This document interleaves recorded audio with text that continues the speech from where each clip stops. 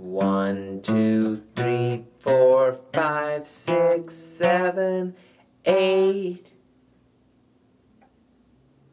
Being creative is simple and fun when you simply concentrate on getting it done. So let me show you now in my own special way how I write a song a day. Welcome to How I Write a Song a Day, the weekly show in which I attempt to dissect my process for your enjoyment and benefit. Today we're talking about chords, the kind you play on a guitar or a piano or a mandolin or a banjo. I want to start by saying that even though I took a ton of music theory in college, I actually don't really know that much. I can't read music at all. What I do have is a very basic understanding of how a bunch of different chords fit together. Well, this will hopefully be a beginner look with a bunch of information that you can put into practice right away. The first thing that kind of wrapped my mind around this is the idea of numbers representing chords. You may have heard of the term 1-4-5. Okay, that's what we're going to get to. But first, in Western music, there are 7 notes per scale. There are lots of different kinds of scales. There's major scales and minor scales. There's this thing called the Phrygian scale. There's all kinds of scales. We're just going to focus on the major scale. So whatever instrument you're on, learn how to do a major scale on it. It'll be a good thing to know how to do. A G major scale on the guitar sounds like this. Note how the 8th note is the same as the 1st. Same note, just an octave higher, right?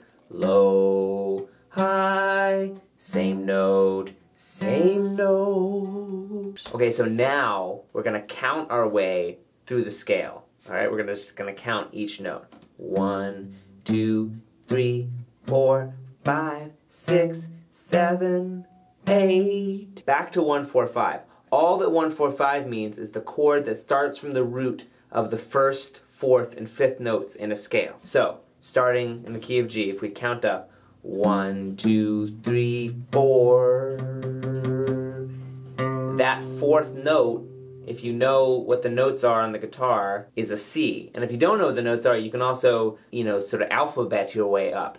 G, A, B, C, 1, 2, 3, 4, right? Okay, so now we know that the 4th note in a G major scale is a C, 4. And if we count up to 5, 1, 2, 3, 4, 5 is a D. Now you have 1, 4, 5. The 3 chords that make up the vast, vast, vast majority of pop songs are made up of these 3 chords, the 1, the 4, and the 5. No matter what key you're in, you can always know what the 1, 4, or 5 is by counting. If we're in the key of A, say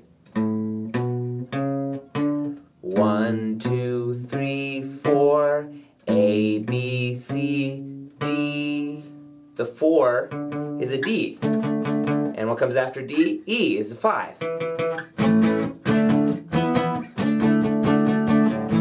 If you're making the kind of music that I'm making, sort of poppy music, you're going to want to know what these 3 chords are in whatever key that you're in, right? Say you're in the key of B, you should know which 3 chords are the 1, the 4, and the 5 in the key of B. It may still sound kind of complicated, but it's pretty easy once you get the hang of it and you just practice. Now the cool thing is that as you count up the scale, each of those notes, each of those numbers represents a chord that you can use in the song. And the chords that comprise a major scale really go together in a pretty easy way. If you had to ask me, I'd say that the most important chord after the 1 and the 4 and the 5 is the minor 6th. 1, 2, 3, 4, 5, 6. If we're in the key of G, that's an E. And if we make that chord minor, that's an E minor, which is the minor 6, also called the relative minor, which just means that they share a key signature. I don't really know why that is, but there are reasons, and you can probably find them out on the internet. But the point is that the minor 6th is really important. Maybe even as important as the 4 and the 5. These 4 chords, the 1, the 4, the 5, and the relative 6, the minor 6, I use those 4 chords in all kinds of different combinations pretty much all the time in every song that I've ever written. I'll just play a bunch of chord progressions in the key of G with these 4 chords and you'll see what I'm talking about.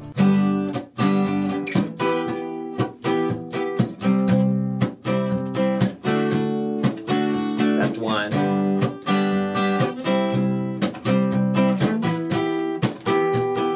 That's another.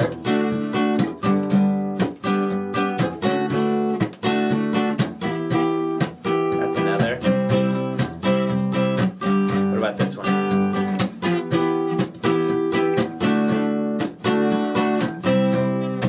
So yeah, those chord progressions might sound familiar because not only are they in a lot of my songs, but they make up a lot of other songs too. Those 4 chords, you can do a lot with just those 4 chords. You really can. My next favorite chord is the minor third. 1, 2, 3. That's a B if you're in the key of G. Okay, G, A, B, and if you make it a minor, it's a B minor. So you can do things like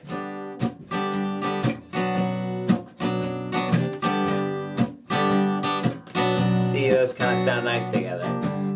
Also a major third, which can be a really cool thing also. You can do something like this. So if you just take that B minor and make it into a major, it becomes something like this, like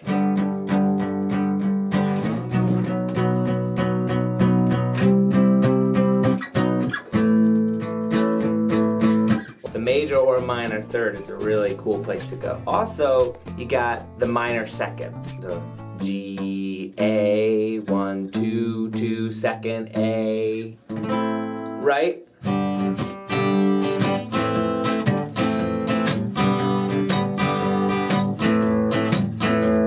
So that's a pretty simple, quick look at some very typical chords that you can use to write, you know, straight ahead pop music, kind of mostly the way that I do. To recap, the first thing that you should learn to do is how to play a major scale in whatever instrument you're on, and then you can count your way up through the major scale and experiment with the different chords that comprise the scale. Now I just want to conclude by saying that what I'm telling you about and what I'm going over here is just the tiniest eensy-weensy little sliver of a fingernail sized tiny bit of the the whole world, the cosmos of chords that you can explore. There are just about an infinite number of combinations of chords and inversions and things that you can use, and of course the vast majority of them don't have to be in the major scale. My advice would be, in addition to learning how to play a major scale and learning this basic stuff, just fool around. Just, you know, even place your fingers on the fretboard in weird combinations and just play and see what comes out.